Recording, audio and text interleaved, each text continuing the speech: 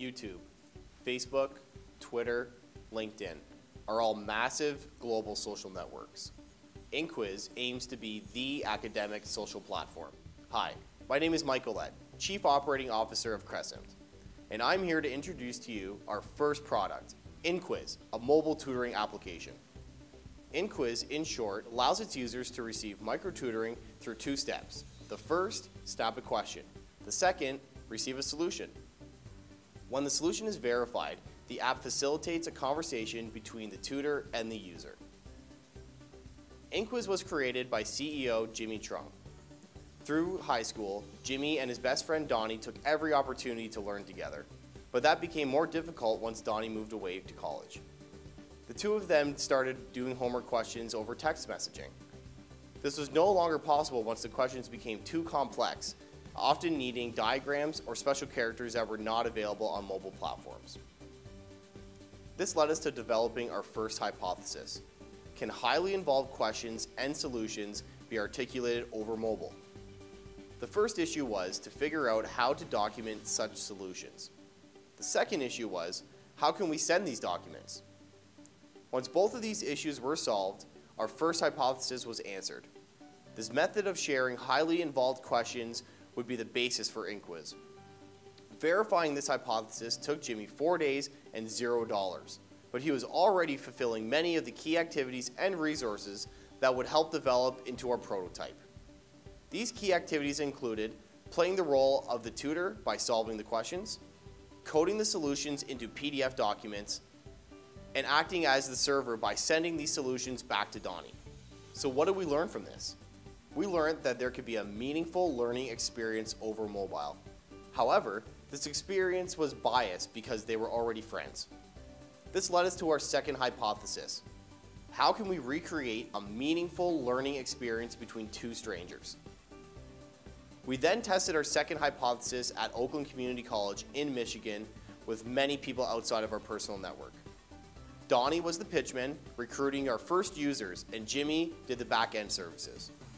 Donnie attracted 4 users to become our first beta testers. He asked them not to share InQuis with their friends as Jimmy was the only person taking questions. However, InQuis quickly grew to 12 users, which became unmanageable as Jimmy already had a full-time job. Thus verifying hypothesis number 2, users were willing to receive tutoring from strangers. This took us 14 days and $0. We also learned another very important lesson. Users demonstrated social proof, meaning they are willing to share InQuis with their friends. We learned this interaction was very valuable to students, but what we didn't know led us to our next hypothesis. Hypothesis number 3, can we capture the value in this interaction? Meaning, will users pay for InQuis? Competitor apps verified this hypothesis for us. So we did a competitor analysis and we learned. Number 1, people are willing to pay for this service. Number 2, with varying price packages such as payment for the app versus free app, pay per use, ad revenue, subscription-based, and some combination of the previous models. Also, we learned the competitor apps only send solutions and did not connect the tutor and the students. And the competitor apps did not have the capacity to send solutions. Therefore, they could not handle complex questions. While verifying the last hypothesis, we learned something that made us pivot. 1, most competitor apps offer solutions at $1, which created a standard price point for a solution. Number 2, with this revenue structure, we could never justify the cost structure of having tutors answer solutions. We realized having InQuis follow this structure was impossible. Therefore, we had to pivot for the second time. Now the question was, how can we offer solutions for $1 and pay tutors fairly? We decided to leverage technology to come up with an elegant solution. For identical questions that were submitted from different users, we could use one tutor solution to solve the question, save the solution, then reuse that solution multiple times. The issue with the prototype InQuis was it used third-party resources strung together through coding. Therefore, we needed to create an app from scratch. Before we did this, we needed to figure out which features were important for the MVP of InQuis. The first step was to communicate with those who held important roles in the education system. This led us into our next hypothesis. Will incumbents of the education sector embrace this technology when it is presented properly?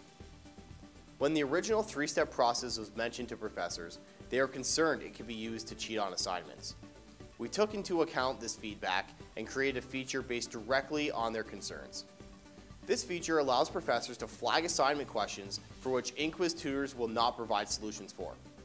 Then, we approached another 40 professors, 6 high school teachers, 28 grade school teachers, 1 principal, 1 director of technology from a school board, parents on the school board, and countless students, both secondary and post-secondary.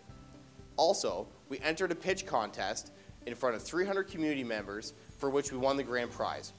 This spurred a large amount of community interest, which resulted in approximately 50 email requests from InQuis. After presenting InQuis with this added feature, we received extremely positive feedback from a large number of stakeholders in the education system. This is where we created our key human resources. The learning director in the mathematics department gave us his blessing to allow us to pilot our MVP in 5 classrooms. Using the constructive feedback from the education community, we realized there was a need to create a networking platform for all members of the education system. This prompted us to research other social media platforms. We learned from this research that the infrastructure of the network is much more valuable than the actual interactions it was built on. Take LinkedIn, for example. The service of resume sharing by itself is not very valuable. That is, nobody will pay just to post a resume online. In parallel, the service of tutoring may only hold minimum value on its own. But the network of InQuis will capture the value because it facilitates meaningful academic interactions. Our next hypothesis will take 42 days and cost $11,240. That hypothesis is, can we make an academic social network?